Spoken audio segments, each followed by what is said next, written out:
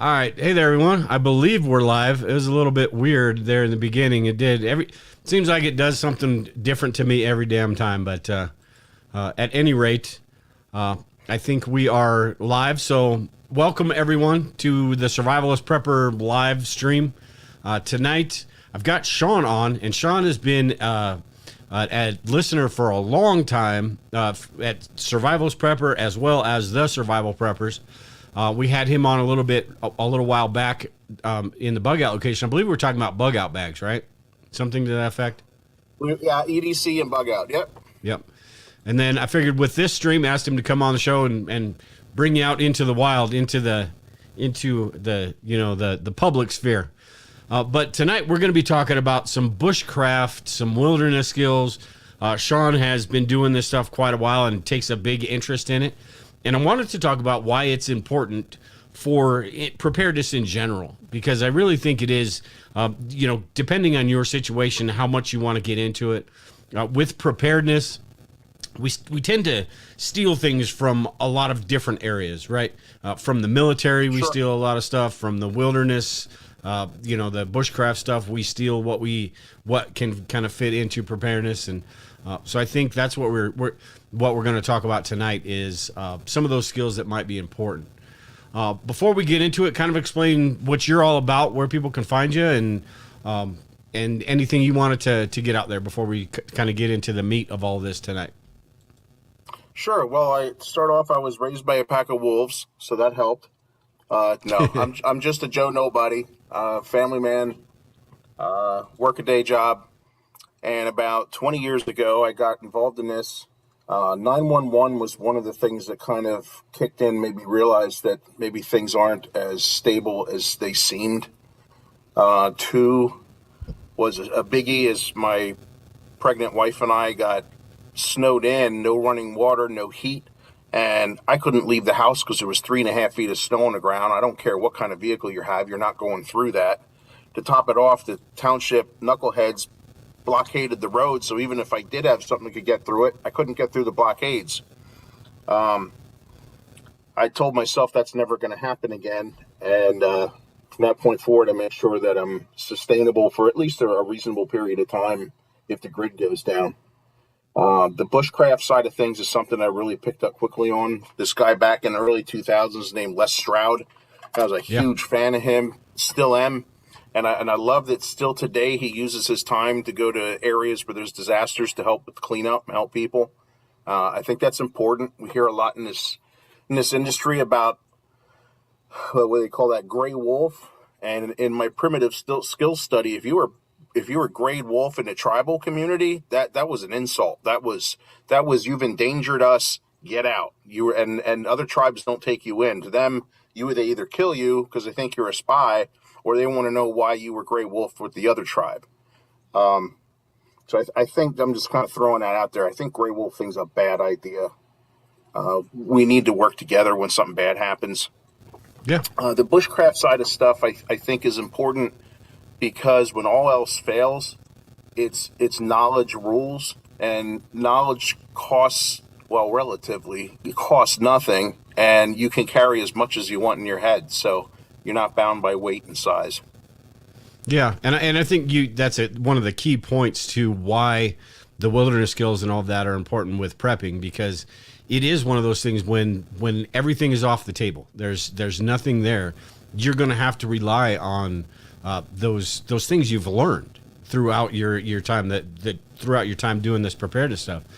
You may have to rely on those, and it's always good just to have just in case. And it doesn't mean, I'm not sure where you live, but it doesn't mean you have to live in a rural area or, out in the woods or anything. You can do some of this stuff in your backyard. You can practice some of even just the basic stuff. You don't have to turn into Grizzly Adams. That kind of shows my age right there. I'm not sure half the people, well, probably on my channel, people know what Grizzly Adams is, but yeah, you don't have to be that guy. Wearing the deer skins and the moccasins and all that stuff, but the skills are important. So, yep. Got one of your fans in the chat. You got this, Shawn. Who's that? I don't know who Link Rocker is. How you doing? Good to see you. Hello, But White at any Rabbit. rate, yeah, you had mentioned too, yeah, the community aspect of it all is super important as well. Even when we're talking about some sort of wilderness, those skills, not necessarily out in the woods, but that is a huge part of this because a lot of people, I think less so these days, but a lot of people kind of have this mentality of I'm just locking up, I'm hunkered down, I'm not going to talk to anybody. And in some situations, that is the right way to go. But we do need community. I mean, that's the way society has functioned throughout history. And we are going to need people. We can't do everything ourselves. So even if you're... Right. Yeah. I mean, we just can't do anything ourselves. Sorry, I don't want to talk over you. No, not talking over at all. Yes, let me set on with neighbors, and I'm not going to call them out, but someone who lives very close to me. We recently had our water shut down from a pipe that burst. He ran to the store, got a 36-pack of bottled water, and used half of it to flush his toilet one time. And that kind of made me realize, am I prepared for my neighbors? They don't realize how, when you hike, if you're a hiker, you realize how precious water is. And I can't fathom that half of a pack of bottled water went to flushing your toilet. But, there's a case where it's important that we talk to our neighbors and train them to some degree how to dispose of your waste, how to be, water's precious, don't waste it. Yeah. And you know what? That's something that to the average person that doesn't think about this stuff the way we do, maybe it doesn't even register. And then when you say it, it's not like a huge lesson that you got to explain in detail or anything, but it's one of those things where they probably go, oh yeah, that was kind of dumb. I may need that down the line. We've all done it. Yeah. So, with that, I've got this article and I put the link below. I've also got a link to your YouTube channel. I've got this article that I wanted to talk about. Let me put it on full screen here. This, not necessarily, I don't want to talk about the article. This goes through the things that we're going to be talking about today. Why it's important, even if it really doesn't matter what our situation is, there are a lot of things that are important when it comes to bushcraft. And we're going to break that. The way I figured it is we'll break it down into the 6 areas of preparedness, because that kind of is that, it applies to that wilderness stuff as well. And it all kind of coincides with just general preparedness altogether. So first, before we get into those, I wanted to talk about the urban aspect of it. I know a lot of people that in the preparedness community, not necessarily live in the cities, but are suburban. A lot of people that are online are rural like me, but most of the preppers, I would assume, are probably suburban preppers. And that's a little bit of a challenge. You're talking about going out hiking, which I'm sure a lot of people do, but there's not the opportunity, say, that you have to go out and do that stuff. So what would you suggest for that suburban prepper learning some of these skills and where to start? And you can kind of go wherever you want with that. Yeah, sure. Well, I guess the first thing is understanding the human body. We need to maintain 98.6 degrees, and that's whether you're in your house, you're out in the woods, whether it's summer, winter. It's all about retaining your temperature. The 5 key ways that our bodies lose heat is, see if I can remember these off the top of my head: evaporation, perspiration, respiration, condensation, radiation, and I should know these off the top of my head. But in the summer, you want your body to be releasing heat. You want to be on the north side of things where the sun's not hitting the ground all day long. In the wintertime, you want to stay south facing where the ground's radiating that heat back up. Just understanding everything comes down to maintaining body temperature. Water, food, sleep, all that is maintaining your temperature. Mm-hmm. And one of the things you had brought up was Dale had a great I'm having a blank. Your pre-show notes were really good. And the first one you brought up was fire. You don't have to get hung up on being good on friction fire. Have I done bow drills? Yeah. Is it easy? No. And if it's 0 degrees and snowing and I'm tired and I've injured my shoulder because I fell, I'm probably not going to do a bow drill fire. Keep something like a mini Bic in your pocket. I see a lot of they get a bad rap. People think they get wet and they don't work. And I've must have been dozens of times I've accidentally put mine through the wash. And you're talking being agitated and then dunked under the water, and pull them out, shake them out, and they work. So they're not. I mean, they hold water in, so they're not going to let water in, or they hold fuel in, I should say. I think that's the best thing you can keep on you. Yeah, and you know what? With all these wilderness skills, the bushcraft stuff, this is and Adam brought up a good comment, and then I'll talk about what I was going to talk about. But he said fitness. It's massive and it's important, probably the most important prep.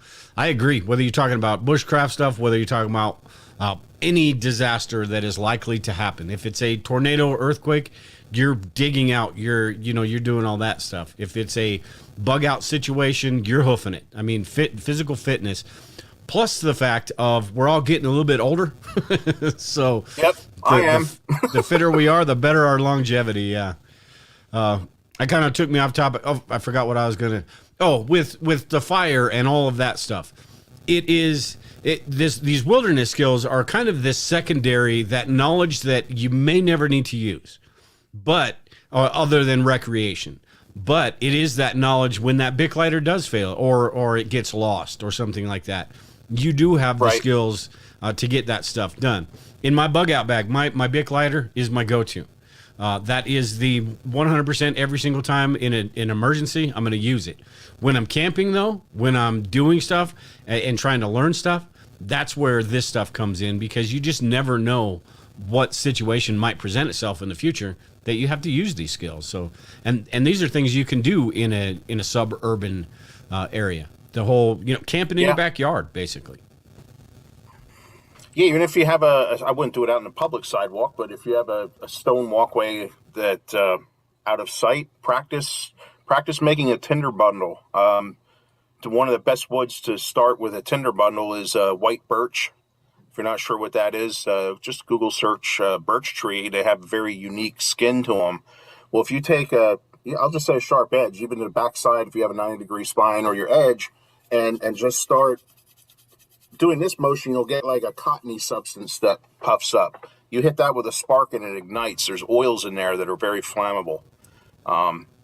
That's one of the easiest way to get a friction fire or I'd say from a ferro rod, getting a fire started. And then you start with sort of a bird's nest, and then build up to very small sticks, bigger, until you finally have a self-sustaining fire. Mm-hmm. Yeah. But that's a good skill. It's amazing how many people, even with a lighter, can't start a fire in the woods. Because it all comes down to that tinder bundle is so important that you know how to do that. And that's what bridges your gap between a bow drill fire, where you get a coal, that ignites your tinder bundle, and then you hopefully after that have a fire. So if you're going to get good at one aspect, get good at making a tinder bundle. Yeah, exactly. And Lisa said in the chat too, making fire is hard. You'd think with her living with me for this long that she'd know how to start a fire, but I guarantee you, she may say it's hard right now, but I guarantee you she knows the basics of it and could do something like that. So the other thing, Lisa Dale is not flammable. I'm just letting you know. The other thing I had in this article was it's a force multiplying skill, and I wanted to kind of explain what I was talking about with that, or force multiplying skills, not skill. But learning these skills will help you with the stuff you already know. So Lisa knows how to flick her Bic, right? But these skills will help you become more proficient with the tools that you have. So if you have a fixed blade knife is a perfect example. If you have that knife, it's one thing to have that knife, and it's not brain surgery knowing how to use a knife. But when you kind of dig down deeper into it, when you're feathering firewood, when you're doing intricate work, or whether you're chopping limbs to get a fire started, or processing that wood to get a fire started, that's when all of that detail stuff that knowledge will make you with that knife stronger, basically. Make that tool more useful. So that's what I mean by force multiplying. And that goes with everything, building shelter, all this different stuff we're going to go into. Yep. And I agree. I'll say I've been playing with knives for my whole life, but I'm always learning something new. You know, a new bushcraft channel, and actually, bushcraft isn't very. On a side note, isn't very big here, and I have my reasons why I think that is. I think it's because in the United States we're all like, oh, I got to go buy something, and bushcraft is about I got to go learn something, and Yeah. how do you sell to that? Other than books and DVDs, there's not much to sell. It's a knife, a saw, and a hatchet. But over in England, it's huge. It's huge over there, and there's some great channels on YouTube that there's some of those guys that still just like, I'm 51 years old. I just learned something new again. Love some of those guys over there. Yeah, yeah. It's pretty neat. And then you've got all the survival shows and all that. You had mentioned Les Stroud in the beginning. He's the one guy that I think is, or not the one guy that's legit, but I think he's the most legit as far as any of these guys. I mean, I like Cody Lundeen. I like Canterbury. But I think he is the one that, when his show is the most realistic of anybody, especially when you talk about Bear Grylls. Yeah, oh, geez. Well, this is actually the real deal, too, but it's become so Hollywooded out that it's exactly. It's painful to watch. Yeah, up climb a waterfall. That's a good idea. Yeah. You know, I mean, no. Find your way around it. Squeezing water out of elephant dung. I saw that one, and I was like, oh, no, you got to be kidding me. Yeah, I tried that, and someone told me my breath was terrible, so I didn't do that again. Yeah. No, but Les Stroud shows his failures, too, and that's important. And it's good to fail, so don't be afraid to fail. When you fail, find out why, and that's how we learn. Yeah. I think it's more important to watch somebody. I don't really need to watch one of these guys, do something absolutely perfect, and edit and split and splice and all this stuff and do something absolutely perfect. You learn more from talking to a guy, his remarks afterwards, like, hey, you know what? I tried this. It didn't work out. This is why it didn't work out. And this is, probably what I would do next time. So they were fun shows to watch. I used to watch them all the time. I can't much anymore because, like you said, it's just so Hollywooded out that the basics are there and all that stuff, but it's just more of a drama than anything else. So yeah, time is limited, and if I'm not learning something, I don't need an exciting show to watch. I want to learn something when I watch a show. Yeah. All right, so let's go ahead and let's break these down into those 6 areas like I was talking about. If anybody does have any comments or questions in the chat, I mean, there's been a few already, which are pretty good, but I've kind of missed them. They were talking about a lighter. I can't remember who was talking about a lighter, but they were talking about a lighter. Josh, how you doing? What's that?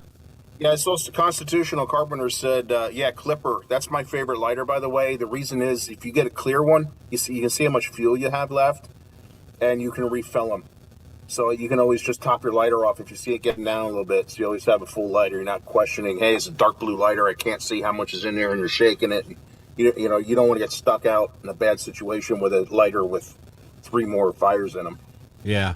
How are those? Because I'm going to have to write that down and get myself one, I think. Or maybe if Lisa's in the chat, maybe she'll surprise me. They're more, they have more oomph behind them, too. They almost come out like a torch. Okay. There's definitely more pressure in those things. How are they as far as retaining that fuel? Because I know with like Zippos, that's my main beef with Zippos, is that you have to constantly be refilling them. Yeah, they're good at making your pants smell like fuel. Yeah. They're just always evaporating out. So I have the only thing that's good with a Zippo is you can set it down with it staying lit, but I'm not so sure that's a good idea either. I'm one of those people, I'll walk away and forget, and 20 minutes later there's a boom. Yeah. Hey, Robert's in the chat here. He said, hang on, let me read this. He said, shows like Alone have been a real eye-opener on the necessity of strong bushcrafting skills. Nicole Pellion, she is awesome. Yes. But he's right about that. The first couple of seasons of Alone, I watched a whole lot because it really does show that alone aspect of it. Really starting from nothing and doing everything, and they had such a bunch of different skill sets. Alan Kay, who won it, had a completely different skill set than Napoleon. Love that guy. Yeah. So it was a very cool show. That was one of my favorites as well. Yeah, I forgot to mention that. So thank you, Robert. All right, so we kind of went through fire a little bit. Is there anything else you wanted to add to that? Because I think we've talked about lighters. We've talked about learning, different ways to get that fire started. One thing I would say on this is, you've got the whole friction fire method. I don't know. I mean, try it, but I don't know that I would focus a whole lot of energy on that, because it is, if you're in a situation where that is the necessity, you are in dire straits. But I think if you carry the right supplies, the ferro rod and all of that, I don't think you would have to. How successful have you been with friction fires? Well, when you're doing it when it's 70 degrees out and sunny is different than when it's 20 degrees out and the wind's blowing. I've yet to try it in really bad conditions. You had mentioned Cody Lundeen. That guy is a wizard when it comes to friction fire. Mm-hmm. But he's also full-time. I can't sit here all day and stay current. I can do it, but I've also failed at it too. So it's back to that Tinder bundle where people usually fail is they get the coal, they get all excited, and then what they're trying to light doesn't ignite. So that Tinder bundle is real important. So if you're going to research anything, check out Tinder bundle. Yeah, and with a friction fire too, you need to know the types of wood you're using for your spindle. You need to know what type of, the harder woods and then the softer woods to get everything lit. So, I mean, there's a lot more that goes into it than, grabbing a chunk of wood or a 2x4 or something and, doing your best impression of Castaway and trying to get a fire started. It's much easier, one, with a lighter, but two, with a ferro rod and just a little bit of those skills of learning how to process that firewood, starting with the smallest stuff on the bottom and kind of working your way up. Well, what happens if the reason you're in that situation is because your car went off the road in bad weather and you're down an embankment, no one knows you're there, and you got broken bones and you can't move very much? Maybe you have I remember Les Stroud did one where he put his arm in a sling and he mimicked a plane crash, and by day 3 he had to take it out because his hand was so not hypothermic. He was getting frostbite on his fingers because he wasn't moving his hand. You're not going to bow drill in a situation like that, even with a ferro rod.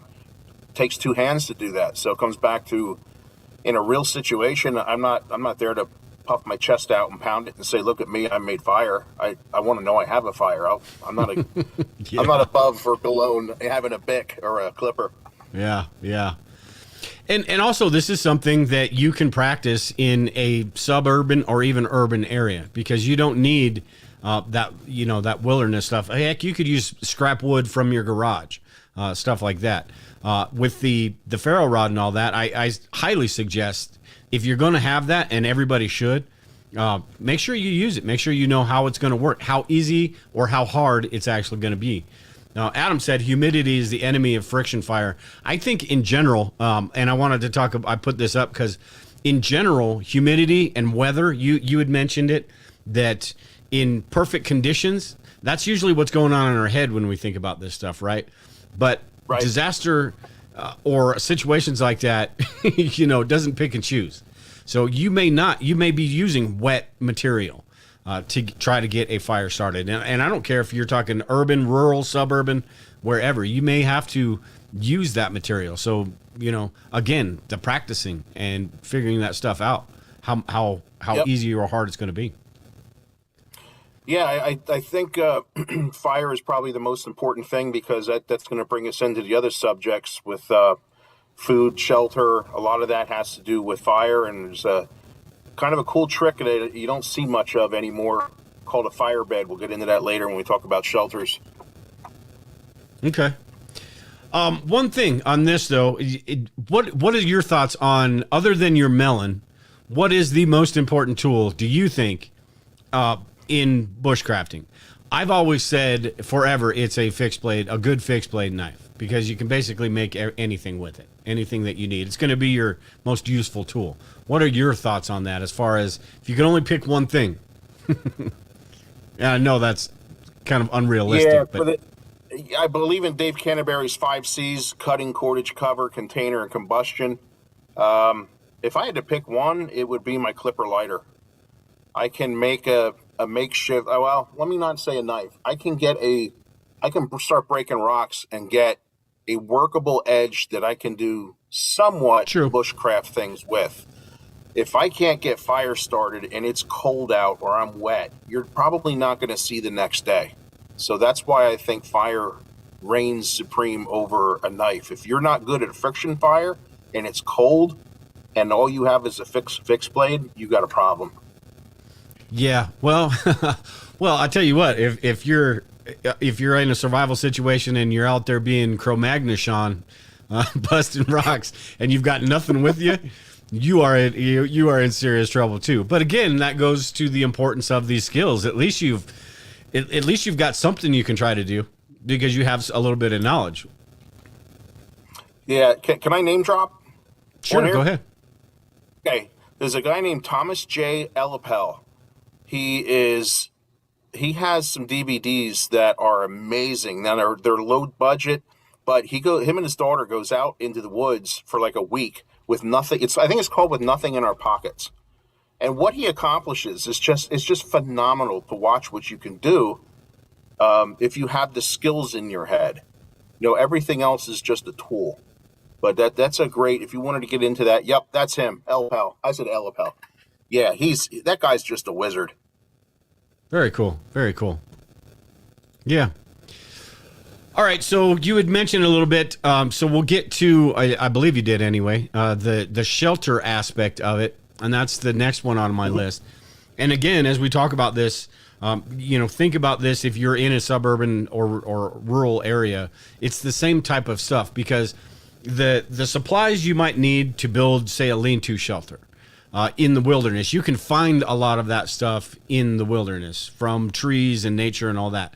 But those same principles apply to a suburban area.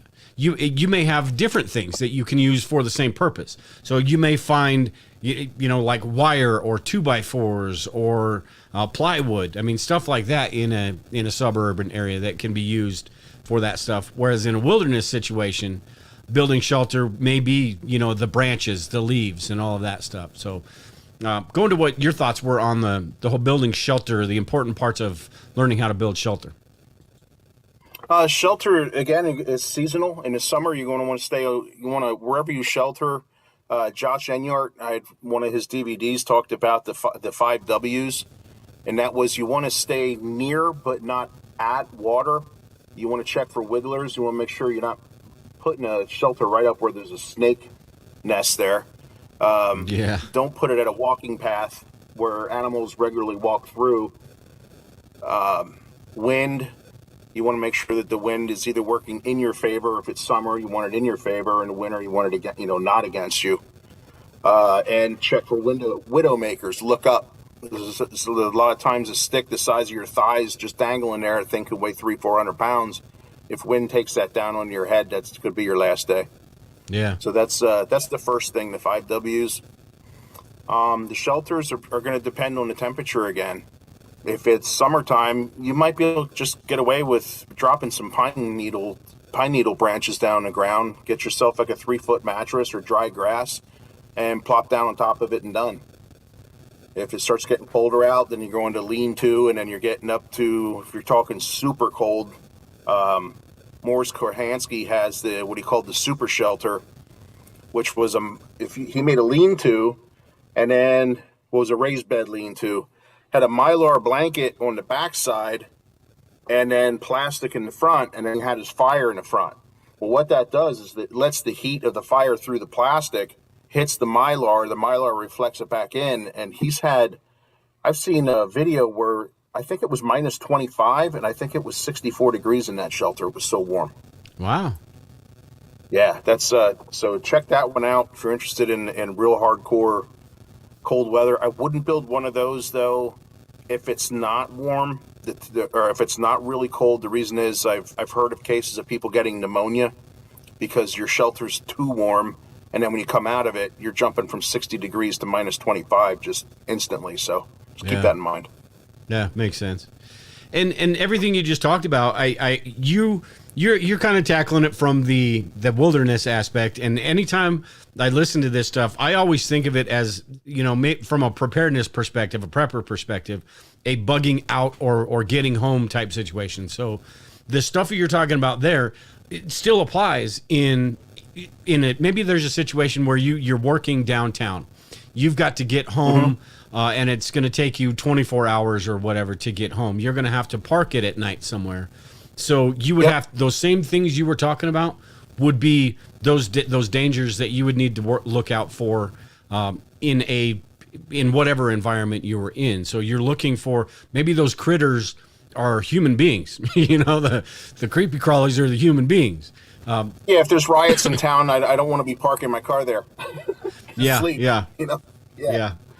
Another aspect of building shelter is the whole knot tying thing too. I think that is super important, because along with the materials that you need to use, or the different ideas you have for that stuff, if you can't get that stuff to stay together, it's not going to last you the night.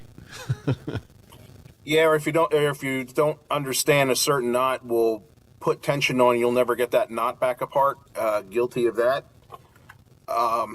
There's a saying, if you don't know the knot, tie a lot. But if you have to double square knot something, put some kind of a toggle in between, like especially a stick, a small twig. Let it cinch down on that. That way you can just break the twig off, and then you can get your finger in there and get the knot loose again. Yeah. I use a lot of bank line, and I use a lot of bank line and usually a pocket knife in those situations. Yeah. I put a what do they call it, jungle hammock up, and the weight pulled so hard on the webbing that I could not get it apart. I finally had to cut it. Oh, no kidding. So learned the hard way there. Yeah. So with the webbing there, if you put a stick in between, then that won't happen. Yeah, no kidding. Okay, we jumped one right there. We talked about survival shelters. I think the very basic, learn how to do a lean-to shelter, something like that. That is something you can do in your backyard. I've done a few videos on my bug out bag, and I've got a hammock right now that I've used hammocks my whole life. I enjoy them because you get to tie them up, put them up, figure out where you're going to put them, and it's just really comfortable. Plus, I'm off the ground. I hate bugs. That stuff just bothers me. And when I'm sleeping at night, I want that peace of mind. So that's why I like them. But learn how. My whole point with this is it's got a rain cover on it, a rain fly. Learn how to do that lean-to shelter. Learn how, like with me, I'm gonna do a video putting that rain fly on the ground and using that as a lean-to, kind of it's like a triangle lean-to, or I'm gonna be able to make a triangle out of it. But learn that stuff. You can do that in your backyard. You can do that wherever you want. But that is one of those things that, you never know when those skills are going to be important. Yeah. Yep. Jaw, you know who said Shawn would pick his wallet. He has so much in it. And I do. I've become a big fan of how small some of this stuff has gotten. In the last show I had shown in Maxpedition, I think it's called the CNC wallet. There's a little coin pouch in the back. Well, that's where I keep a micro kit. I keep a 1 liter, it's called a Whirla bag. 12 water purification tablets, ferro rod, mini bic. I think there's about 20 feet of micro cord in there. Lock picks, know your rules in your area for those. A few other little things I keep in there, but it's amazing that what you can keep that can save your life, that you can keep on your person at all times. Yeah. Hey, Adam just made a comment and actually brings up a good point that we didn't talk about. We're talking about shelter as, building a shelter, lean-tos and stuff like that. Anything that protects you from the elements is shelter. So even like you were talking about, sorry, go ahead. No, I cut you off. Go ahead. Even if you're, like you were talking about earlier, with it being 70 degrees out and you're just parking it on the ground, it's still going to get cold at night. You're still going to need, the proper clothing and all that stuff, that protection from the elements. Even if it's just sitting next to a rock that maybe has a little bit of cover from rain and stuff like that. So that's a very good point with clothing. It really, depending on the time of year and your location and all that stuff, it's super important, because that clothing is like your first layer of protection, right? That is your initial shelter, is what you're wearing. Every time you leave the house, you should ask yourself, if I don't come home tonight, am I okay for 24 hours with what I'm wearing? So Adam nailed it. Your first line of shelter is what you have on you. I have a winter motorcycle coat or a full suit. I guarantee you, if I got dropped off in the woods or even stuck in a city and had to sleep in a cold abandoned building, I'd be fine. It's so warm. I'd just lay down anywhere and go to sleep, no problem. Yeah, yeah. He had also mentioned in that comment, he said something like a plastic bag coat full of leaves. When you're in a situation and you are cold, this is all the stuff that you should have in your head, because you're going to be doing the MacGyver thing, right? You are going to be thinking about ideas that you've heard about, like his idea right there, just to try to stay warm. I mean, that would be a better than nothing type option, right? I mean, you may look like the Great Pumpkin, newspapers and magazines. What's that? I'm sorry, there's a delay. I don't mean to talk over you. In an urban setting, even newspapers, magazines, anything that you can create space between you and your clothing is going to be something good. Yeah, yeah. I've also got a little emergency bivvy basically in my bag, which is basically a fancy Mylar blanket that is enclosed. You could do the same type of thing with that. Now, granted, that's a sleeping situation, but I suppose you could cut a hole in the top and some little arm things and make that type of thing as well. But yeah, that's that outside the box thinking you have to do, or that you would do, I think, in a situation like that. Yeah, it's an important thing you just said about MacGyverisms. Always look at something and think of, well, how can I use this outside of its intended purpose? You look at a fish hook and you think it's a fish hook. Well, if an animal, and I wouldn't suggest doing it because it's illegal unless your life's in jeopardy, but if an animal would swallow that, it would snag them and hold them. So, there's just start looking at things and think, how can I use this other than what it's intended to do? MacGyverisms will save your life. Yeah, yeah. Lisa just put in there too, and this is one last thing we'll talk about with this is your feet. Protect your feet, and this goes for whatever situation you're in, I think, because your feet, if you're in a bug out situation, and your feet get damaged or start hurting, if you get flat tires, you're not going very far. So protecting your feet, keeping your feet dry. When your feet are wet, your whole body is cold. You're just miserable. And when your feet are wet, then there's more opportunity, depending on how much you're moving, for blisters and stuff like that. So your feet, I think, yeah, like Lisa said, protect your feet. One of the most important parts. Keep some extra dry socks and stuff like that. Wool socks, depending on the season. Correct. Definitely. And if your feet stay wet long enough, trench foot's where they start getting bacteria underneath the skin, and then it gets to the point where your skin starts falling off. So that can be pretty ugly. Yep. All right, so we'll move on to water. Water filtration, water safety, all of those different types of things. Now, as I've talked about before, when you're talking about different environments, urban, suburban, rural, you're thinking about different types of filters because you're going to need to filter out different things. In a wilderness setting, or maybe even depending on where you are, a suburban setting, you may be able to get away with that Sawyer Mini filter or Catadine filter, what I call high country filters, and I think a lot of people call them that as well. But that are going to get the cryptosporidium, those virus, or maybe not viruses, the Giardia, cryptosporidium, all of those things that would be in the water, but they're not going to get stuff that would be in like a city park, pesticides, or during the pandemic and stuff, the virus. So you would need something stronger than that. And also the field expedient water filters. I didn't really lead you very well there, but you can go whatever direction you want with that. We talk about filtering. Yeah, I think for $22 a Sawyer Mini, or if you can afford the $10 more, get the larger size. I think they're a modern marvel. I mean, it's something they do remove viruses, cryptosporidium, which is actually really rare in the United States. Giardia is very common, especially where animals are drinking or wherever there's animals. They remove microplastics. As far as the pesticides, I think that would be considered as a dissolved organic, even though it's not organic. But I don't think that's going to pull that out. But it's one of those things where if you got a drink and you think there's pesticides in the water, I'd rather drink it and deal with not feeling too good than go dehydrated. There's different things outside of that as far as in the woods. there's trash everywhere, unfortunately, and it makes me sad how I think this planet's getting crapped on anymore.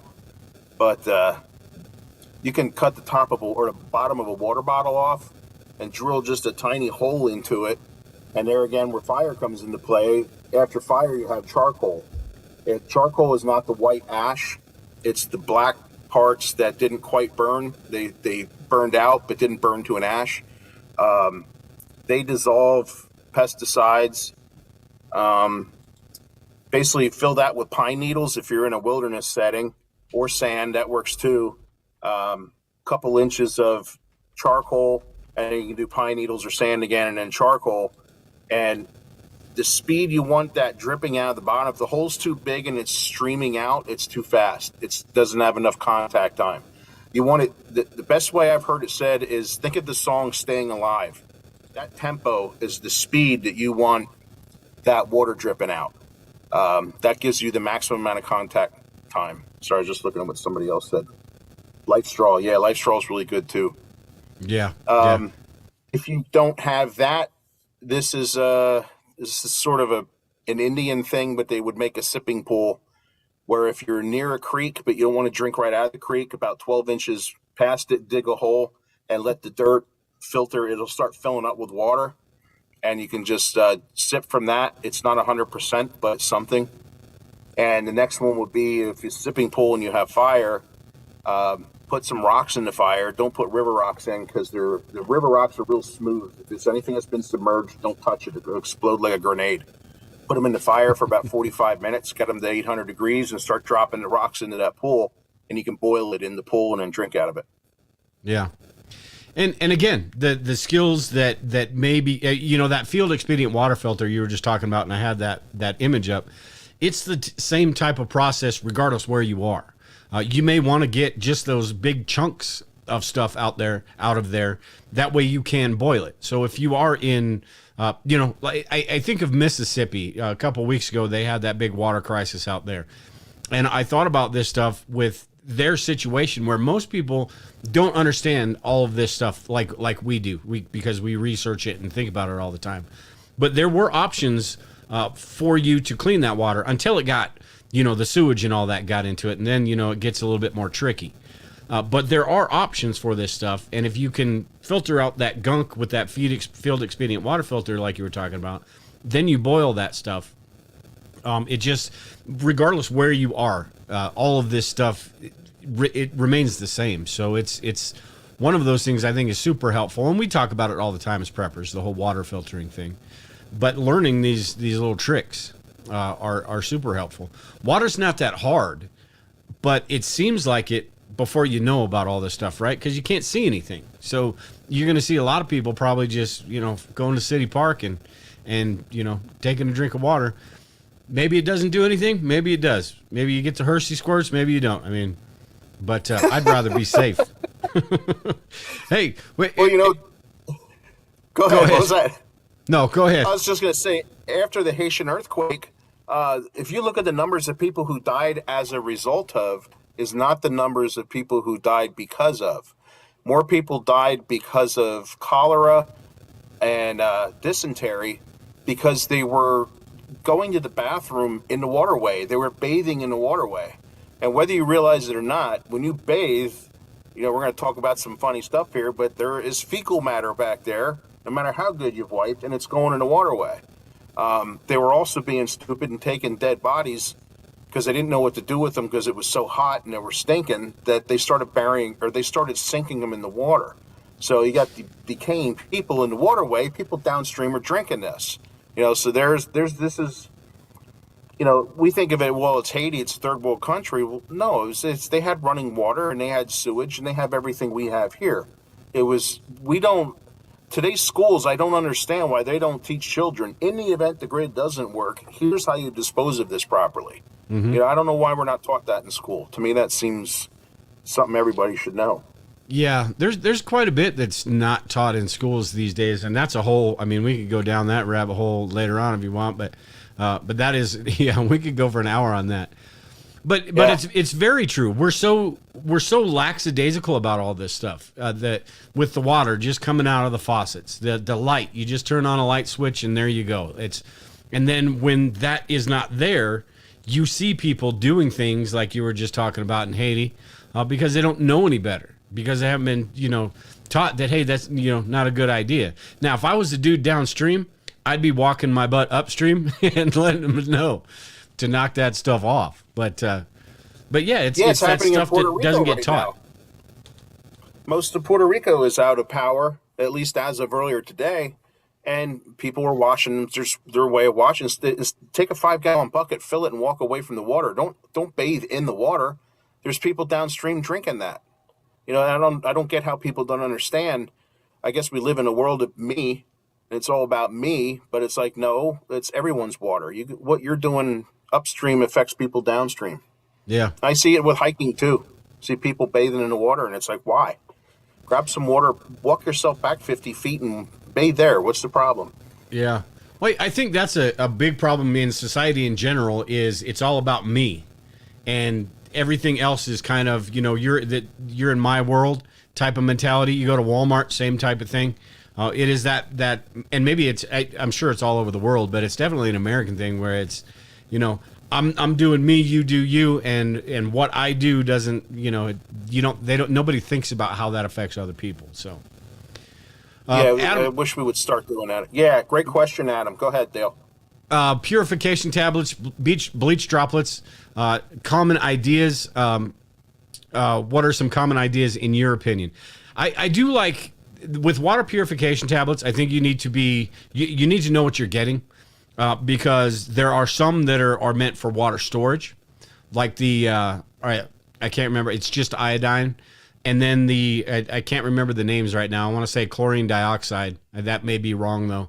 But the Aquamira tabs are the ones that are really going to do the best job on your water filter or on your water purification stuff. But know what you're getting into with that. Also know the limitations of bleach and what that's going to do and what that's not going to do, because a lot of this stuff it'll clean it out, but a lot of it is for storage. What are your thoughts on the purification tabs and the little prepper tricks? Backpacking magazine, they stopped production, unfortunately. One of the last issues was the 5 best. Number 1 was the Catadine. It's really expensive. And it says it kills cryptosporidium. Cryptosporidium is in a hardened shell, and it protects it against bleach to a degree. Mm-hmm. But the contact time was 6 hours. I find that it's kind of like that's a long time. If you're out of water and you got to wait 6 hours to drink that, yeah, I think I would risk getting crypto. If we're talking, we're over in if we're in Cambodia or something, then I'm concerned with it. Crypto here, not so much. It's very rare to hear people getting sick from that. Second was Aqua Tabs, which is what I keep in my wallet.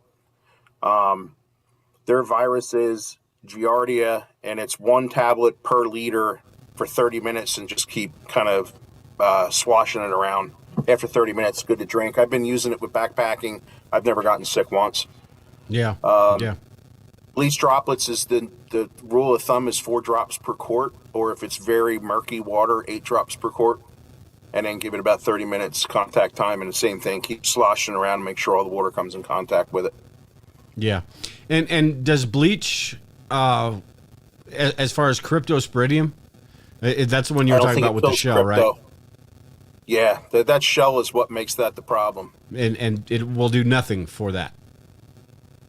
My knowledge is not in a reasonable amount of time.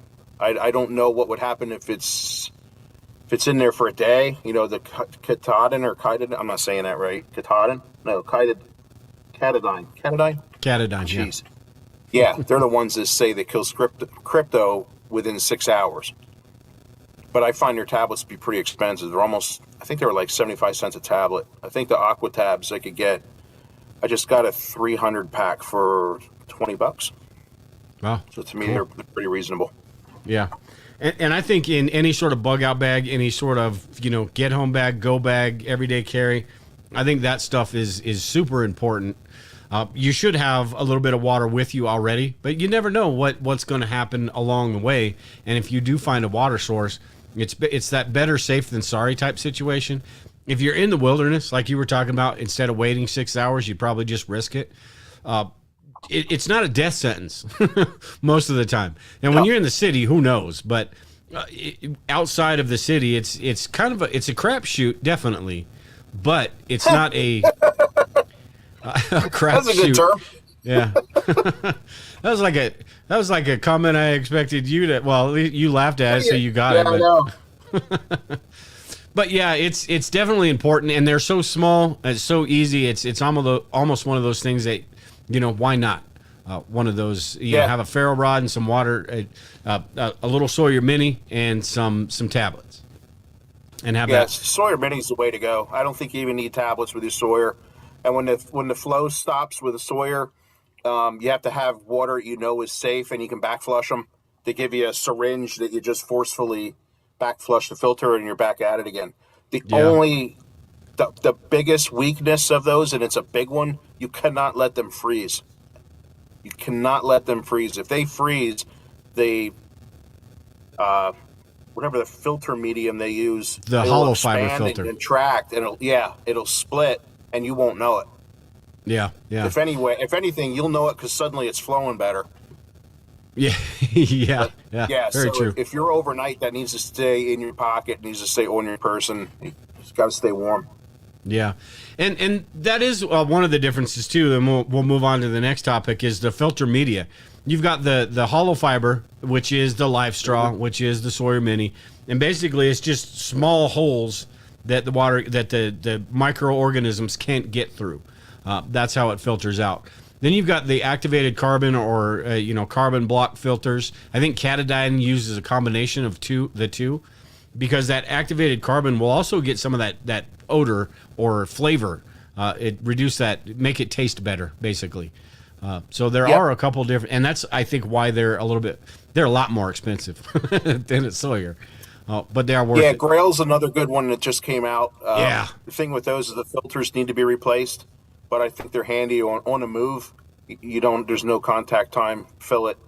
I don't know if people haven't seen them. You squeeze them together, and that's what filters out the water from the top from the bottom, or vice versa. I'm not 100% sure.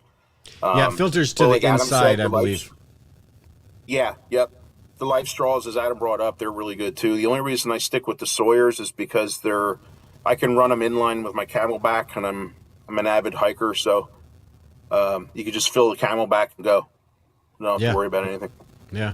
I've got, I just had a company contact me, Seychelles, and they've got radiological filters that I'm going to do a review on. And I haven't looked into that a whole lot yet, so I can't answer a lot of questions. But I think that would be something very interesting for preppers. It only filters 250 gallons, and I assume that's because not really a way to back flush radiological chemicals or radiological particles. But that'd be pretty interesting. That makes me nervous. Yeah. But I will be doing a video on that, and I think that's kind of neat. That would be something that, if you just got nuked, I don't know how how important a little water bottle is going to be. But if there were, say, a nuclear meltdown and you're down, I mean, I don't know. There's some situations where it would be pretty useful. So, yeah, just touch on something if you don't mind, quick. With you said about bad taste in the water.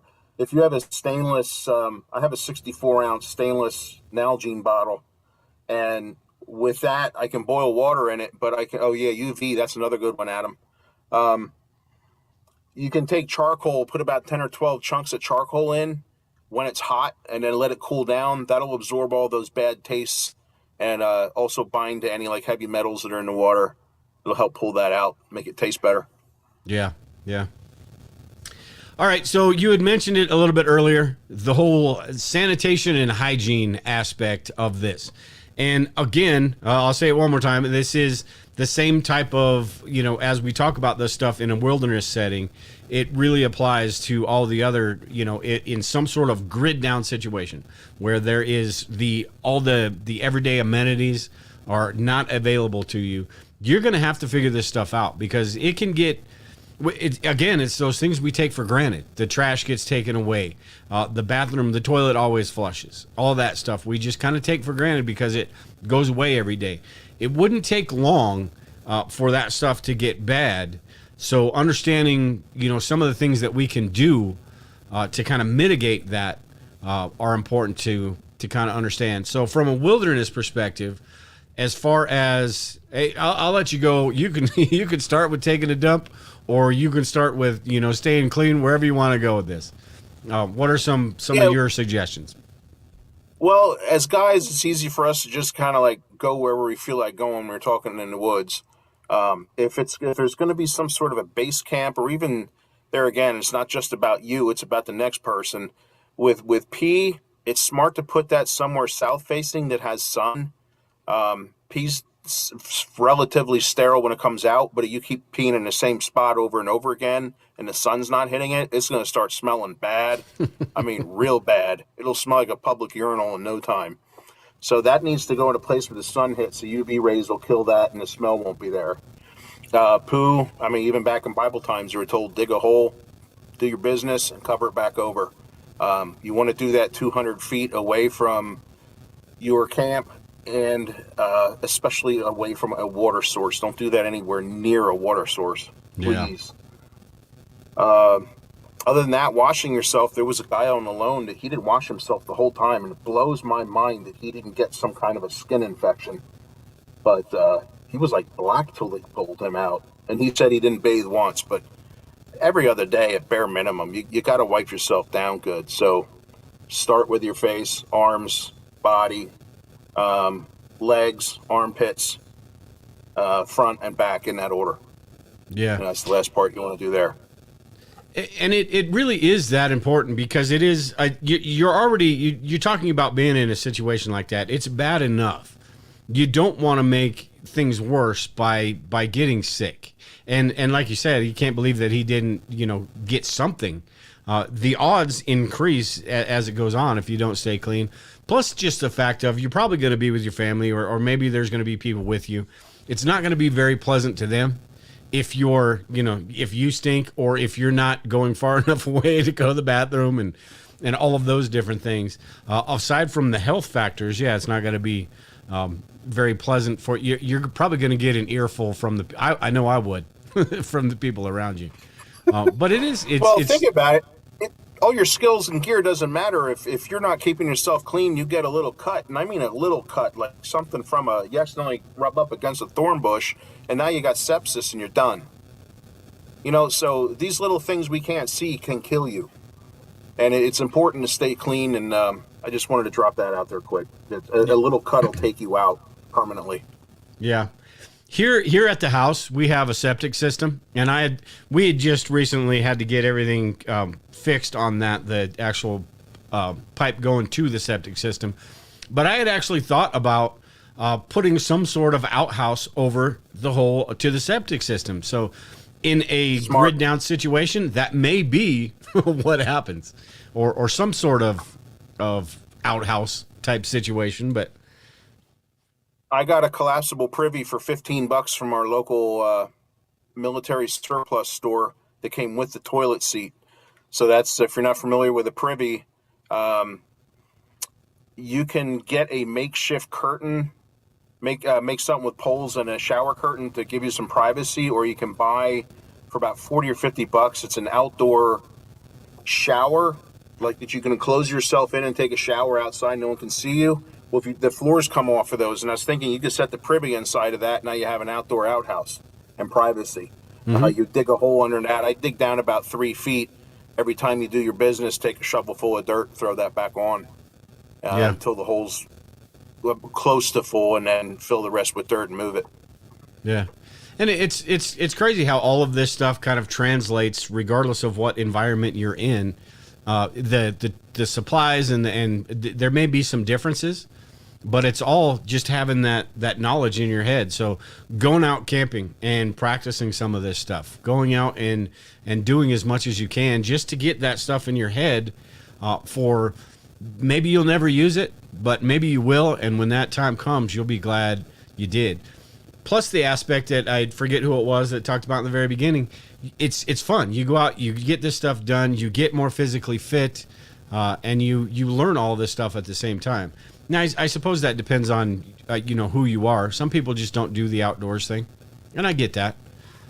But I think in some sort of disaster situation, you're probably going to want to at least know some of these skills and how to do this stuff, because it really could, your situation could depend on it. Yeah. Or you're going to be one of those people dumping bodies in the river upstream, or, taking a dump right outside your back porch. And then 2 weeks later, what's that smell?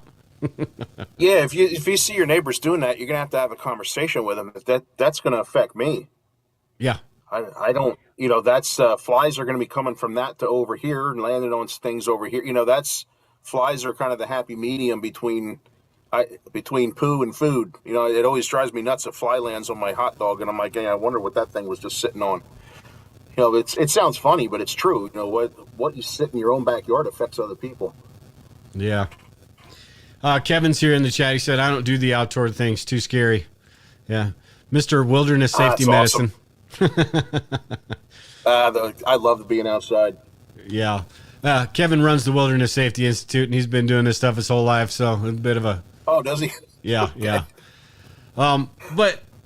Oh man! Before I put Kevin's comment up there, I was totally had a place to go with this, and I completely lost my which direction I was going to go. That's all right though.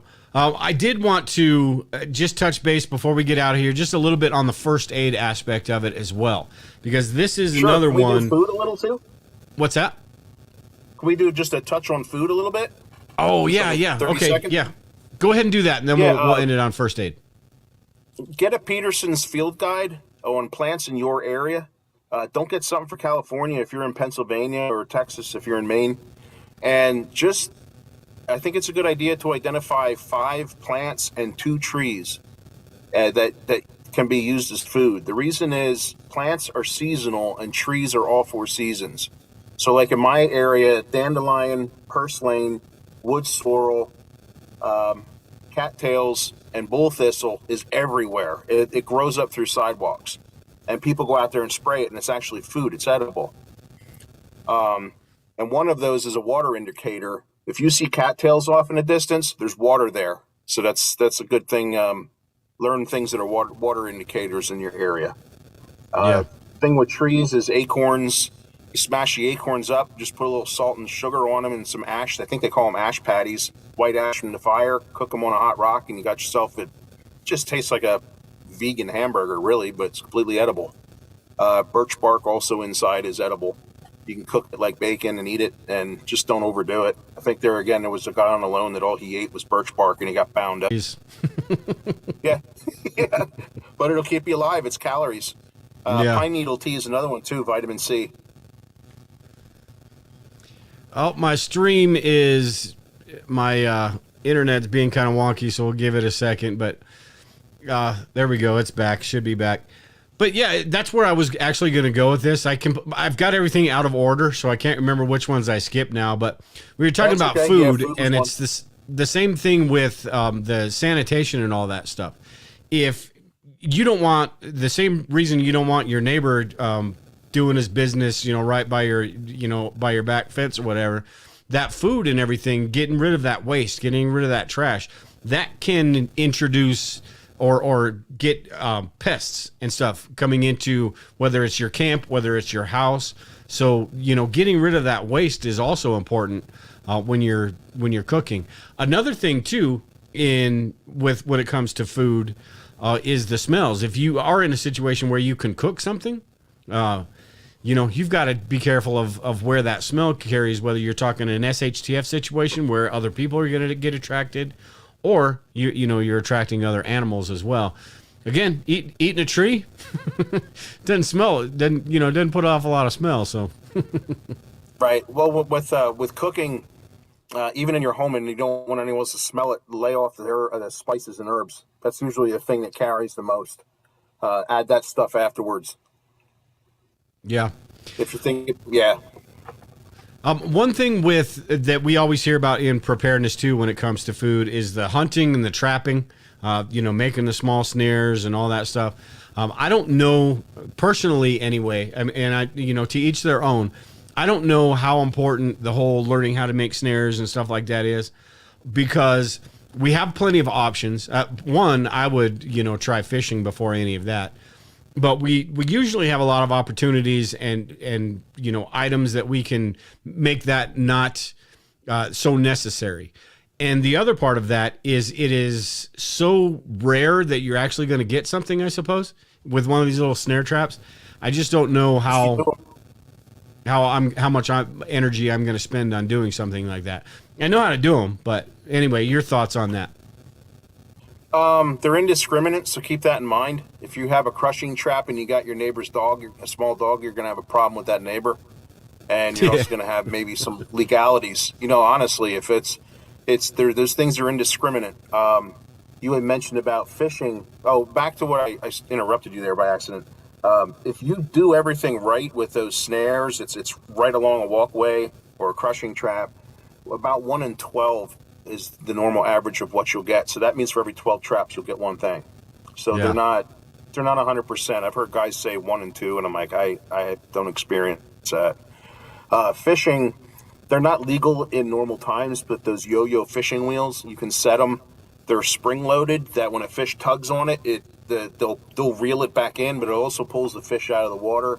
They're normally illegal because they're indiscriminate, and if you pulled something that's not, if you pull a trout out of the water when it's not trout season, you got a legality issue there. But if you're talking your life's on the line, then all that's out the window. Yeah, and that's kind of the same.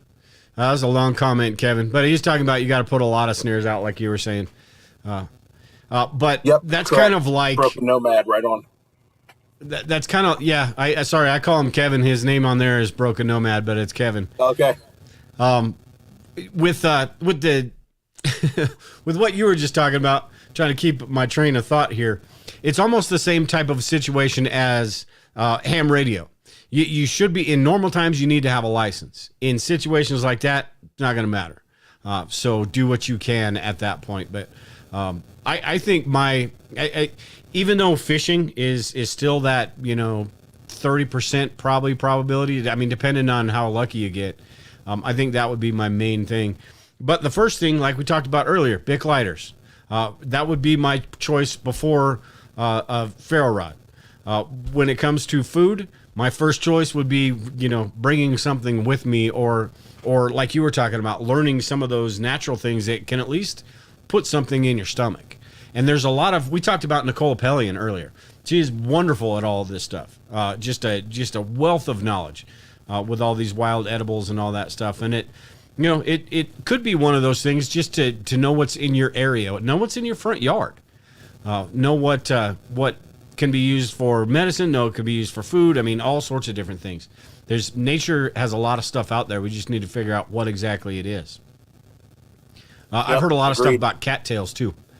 Cattails are delicious. It tastes like a cross between an apple and a corn on the cob if you get them at the right time, the roots. Yeah. And we don't have a lot of areas out here, but when I grew up out in Littleton, we had some areas that by Chatfield Lake, a lot of areas that had those throughout the season. Out here, we don't have much as far as lakes go for those to grow. So, but again, that goes to know your environment, know your situation. Yep, agreed. Trying to read these comments. Okay, now we'll get to. Did I forget anything else? Because we bounced around a little bit. Sanitation, we got first aid. We're going to first aid. Oh yeah, first aid we didn't get, and security. Yeah. I don't know. Maybe we'll go into that a little bit.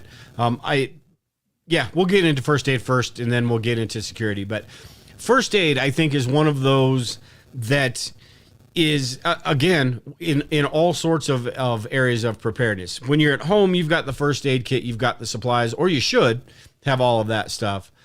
But when you're in a bug out situation, when you're in a wilderness survival situation, that's where, again, just like everything with this, you have to kind of think outside the box, right?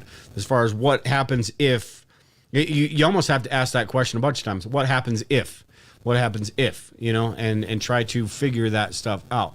And this also goes to your point during the beginning of the show when you talked about the gray wolf. You need to. There are some things that could happen that if you're alone, you're hosed. Everybody's got to sleep sometime. You can't stay safe while you're asleep. You can't watch your surroundings while you're asleep. You can put up trip wires, and I've seen the rat trap things where they'll snap the glow sticks, but that's after the fact. That's someone who's awake would have seen, or maybe depending on how dark it is, but at least probably would have heard something coming before that. Well, I don't want a bear coming up on me 20. If something's going off 50 feet away, that's too late. To me, you need two people whoever's the night owl needs to stay up first, and whoever's the early bird needs to stay, his second watch. But yeah, sleeping alone out in the woods, that's 3 a.m. There's a term that the boogeyman comes out and starts getting in your head at that time when you're alone. Yeah. Hey, Bob in Missouri put in the chat, this is totally off topic, but he said, I grew up on Tennyson in Westminster, Colorado. I know exactly where that is. Nobody else probably other than me and you do, but I know exactly where that is. Adam also put in the chat, foot care again, for sure. Absolutely. When you're talking about first aid, it is one of those, it's the prevention stuff, I think, that's most important when you're talking about first aid, especially in some sort of austere environment, wilderness situation.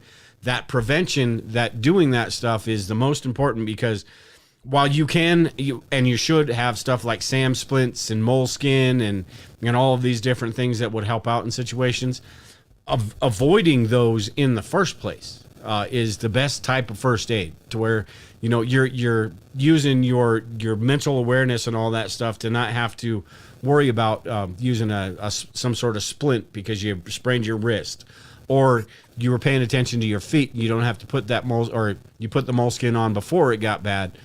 Those types of things. So yeah, super important. That's a very good comment. Yeah, wool is king. Wool, polyester, nylon, spandex. I've seen bamboo. I'm not sure how they're weaving bamboo into socks, but they're doing it. And some of the more expensive ones has impregnated silver to help keep bacteria down.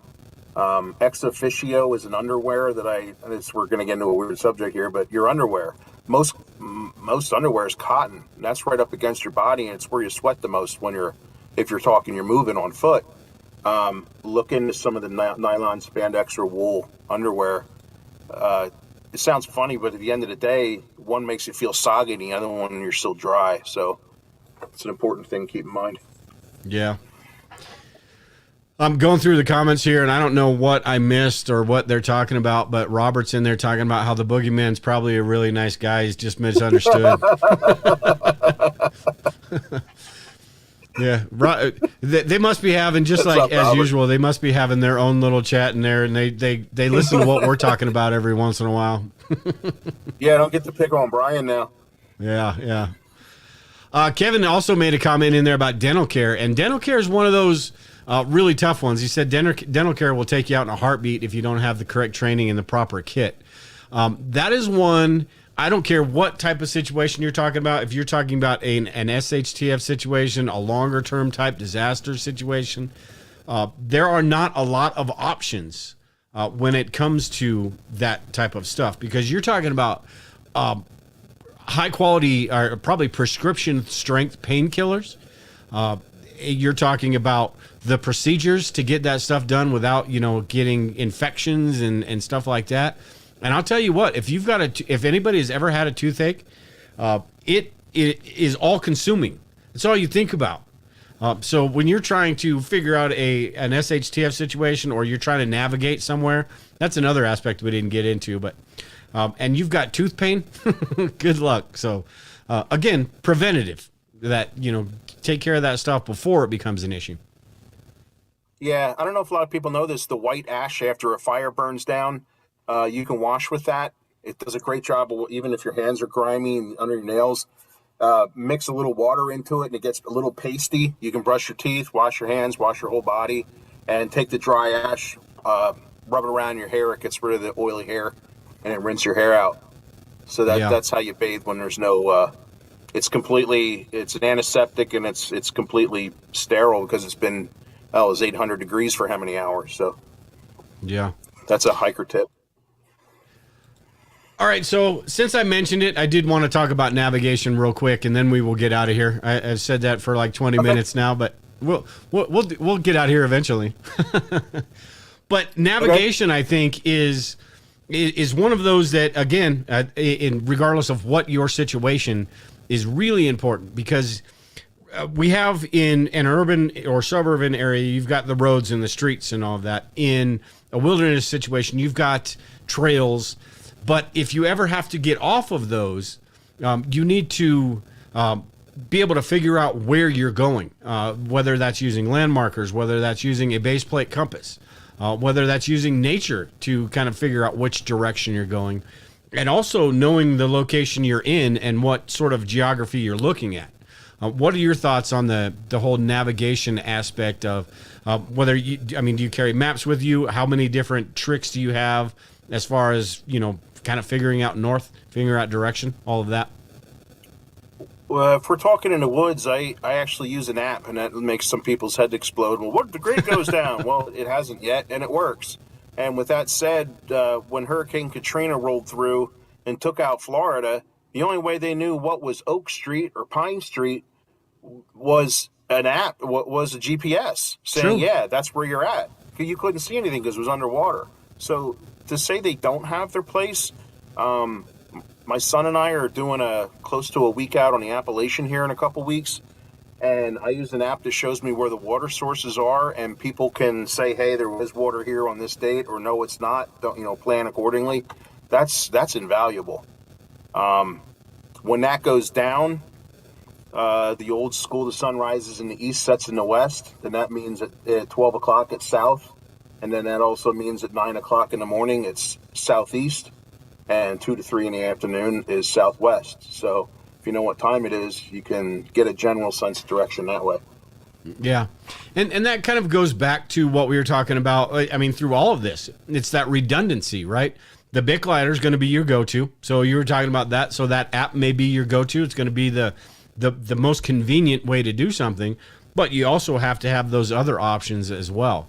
I've said this, I say this all the time, but learning how to use topographic maps and a base plate compass, and getting, I've got this website that's, see if I can pull it up here, from National Geographic. I also get maps from mytopo.com, but Nat Geo, and I've got this link below, but you can actually get little maps of your area, topographic maps, that will show you a lot of this stuff.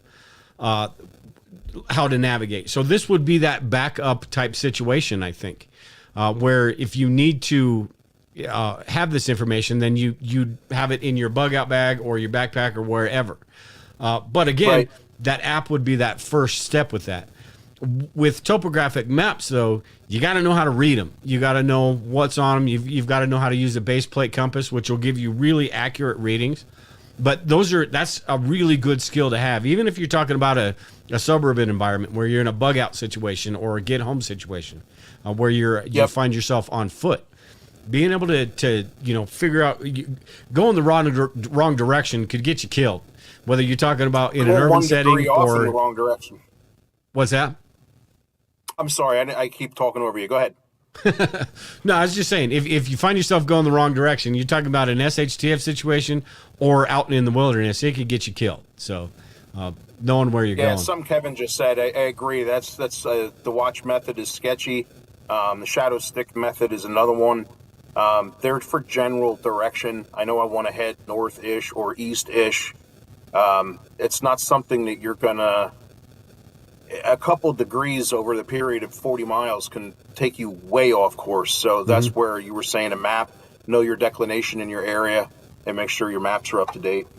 Yeah, and that's exactly why. Too, sorry, I jumped on you that time. I'm sorry, just real quick. The importance of, if you know you're trying to go from point A to point B, it's probably not going to be in a straight line. If you have to travel a long period, you got to ping pong around to the water sources. I don't care how much water you think you can hold. If you're you can't walk a week. You can't carry a week's worth of water. It's too heavy. 8.34 pounds per gallon. And while you're moving, you're going to be burning easily through a gallon a day, if not more. You can't carry that much. So you have to course out to where the water resupply points are. Yeah, yeah. And that goes into this map that I was talking about as well, as topographic maps. You're not going in a straight line. So if you know how to read these, you know where you're going to find out where those water sources are. And you should also, if you print these off for your area, you should know that in the first place. But it's going to allow you to plot a course where it shows you where the hills, the mountains, or whatever might be in your way, where you do have to change course a little bit and go a different route. It allows you to plot that course and get to where you need to get, the shortest route possible, the easiest route possible. Kevin also mentioned, and you mentioned it a little bit too, the declination. That's why the time of year and all the different things, that's why that sunstick method, that's why just your regular compass are just going to give you a general direction. They're not going to give you a super accurate direction like you would with a base plate compass because of that declination. And you should know what it is in your area too, because it is different wherever you are. I can't remember what ours is right now. I thought it was 12, minus 12 or something like that. I don't know. Probably wrong. We're plus 11 here. 11? Yeah. Yep. But it's just super important. I mean, it's all of this stuff we talked about today is all of this stuff that, one, if you're into it, I've been camping my whole life. There's a lot of preppers that have been Boy Scouts and is it Girl Scouts, Brownies? I don't know what to even call them anymore. Or maybe it's all the same these days. Who knows? But a lot of people that are into this stuff. But there are a lot of people that aren't as well. And I think that's fine. It's whatever you want to do, your cup of tea. But I think even if you're not into this stuff, there's a lot of things in the bushcraft, in the wilderness stuff that can be super beneficial and probably would be beneficial in any sort of disaster situation. So very cool show. Did you have anything that I jumped off, that I forgot to talk about, or something you had? No, just one was real quick. We could touch on first aid. If you're going to remember anything with first aid, there's a acronym called MARCH, MARCH. Now they put an E at the end. MARCH is when you look over someone that's been injured, including yourself. First is massive bleeding. Once that's under control, airway. And when I mean massive, I mean like femoral bleeding. You can bleed out through a femoral or brachial artery in about 2 to 3 minutes. Then go on to airway. So R is then respiratory, is the person breathing okay? They're having breathing difficulties. C is circulation. Check the toenail and the fingernail bed. If there was a break in the arm, you press down for about 2 to 3 seconds on the nail bed. Release, it should go go from white to red within 2 to 3 seconds. If not, then you have something causing a blood flow problem. All these are life-threatening very quickly. H would be head injury and heat loss. And then the last one is E is for everything else. Check armpits, places you can't readily see. Not look up inside the groin. Feel up inside the groin. Make sure that they don't have some penetrating injury that you can't see because their armpits covering it, or arms covering the armpit, or legs covering it. And keep a kit with you. I know that this stuff can get heavy, but if you're talking in the woods, some 4x4 gauzes, just standard larger Band-Aids. I'm a big fan of the Israeli battle dressing. There's a lot of things you can do with that. If you want to do some research on Israeli battle dressing uses, there's got to be 20 different things you can do with that, up to and including a tourniquet. And since we're usually playing with fire in the woods, have some lidocaine. And I can't think of the brand offhand, but there's a gauze that is impregnated with Vaseline for burns. If you put regular gauze on a burn till you get to the hospital, it's going to be woven into the skin, and you're going to cause more damage to the skin when they have to pull it off. So I think that's some important stuff to keep in your kit. Yeah, and what that's called is on the tip of my tongue, and I should know because I live with Lisa. I want to say like Duraform or something like that. Lisa's in the chat; she'll say it. But that Zeroform. That's it. Thank you, Lisa. Yeah. Yep. Yeah, I can't reach it right now. I actually have little packets of that, but it's pretty cool stuff. Yeah. Water gel. That's what I keep. Yep. That's right, Yeah. Kevin. Yeah, Kevin is. We've done. Like I said, he works the Broken Nomad in the chat. For those of you who don't know who I'm talking about, but he's got his Wilderness Safety Institute. He's been an EMT. He's been doing this stuff forever. Military experience and all that. We actually did a class a little while back, a few years back, called Prepper Med, where we went through some of these different scenarios. The kind of medical help when there's no medical help available. And I think those are the types of things you need to think about that could happen and do your best to make sure they don't happen, but have the supplies and have the stuff that you need just in case those do. And also that knowledge of what to use when you don't have those supplies. Mother Nature's got all sorts of different things you can use for different tools, from cooking to making water filters to first aid supplies, splinting and stuff like that. It's just a matter of the knowledge of you having that knowledge, how to utilize all the stuff you can find. Same thing in an urban environment. Be that MacGyver. All right, so Yeah, I can't really I think we skipped on one. What's Can I that? say a real quick one? I'm going to do on my channel. I'm going to do what's called a fire bed. I searched YouTube and only found one channel that did one, and it was from about 12 years ago. Fire bed is you dig down into the ground about 18 inches, fill it with rocks, not river rocks. Should be about 18 inches across and about 2 feet long. Start a fire in it and let it burn for about 2 to 3 hours. Let it burn down to coals. Put the dirt back over top of it, and if it's not too cold, you can just lay right there on top of that, and that heat's kicking back on you throughout the night. If you build your lean-to over top of that, you got yourself a heated shelter. Or not a lean-to. Yeah. Lean-to is exposed. A debris hut. Since the fire is under the dirt, you don't have to worry about a fire kicking up. But that's kicking heat up all night long. That'd be comfortable. You said you're going to do a video on that? Yep. I'm going to start doing more skills videos. I'm just kind of doing joking stuff on mine, but I'm going to turn it into a skill video. Yeah, well, you got a lot of knowledge. I mean, some of your videos are pretty funny, though. Got to admit. Thank you. But you do have quite a bit of knowledge with all this stuff. You'll have to let me know when you do that. I want to check it out. It sounds like a fantastic idea, and I don't know that I've seen anything on it. So it'd be cool to kind of check that out, and maybe I'll play a little clip of it here on this channel as well and let everyone know. By the way, Shawn's link to his YouTube channel is down below if you guys want to go over there and subscribe. He'll be doing that video, and I'm sure some other stuff here in the future, but that'd be pretty cool. I don't know that I'd want to try that myself, because I'd end up needing a whole lot of, at least it'd have to come out with a whole lot of zero form. Cause for me. Well, another side trick with that: make sure the dirt's not wet, or you just created a sauna. So that's a bad. That I forgot to say that that dirt has to be dry. Yeah. Bob in Missouri said, "What's the name of your channel?" It's is it Into the Wilderness? Into the Wilderness. Yep. Okay. Yeah, and like I said, just click the expand the description below this video, and while you're there, hit the like button too. But his YouTube channel is down there at the bottom of the description. So, very cool, Shawn. I appreciate you coming on this week. But we've been kind of trying to get this scheduled for a few weeks now, but I'm glad we finally got it done. Yeah, I just want to say thanks. I think I've been following your channel for about 10 years, and I've deleted a lot of people over the years with just things that are nonsense that will get people killed, and you've stood this test of time. So to everybody out there, this is a great channel, and it has my I definitely agree with what he's teaching here. Yeah.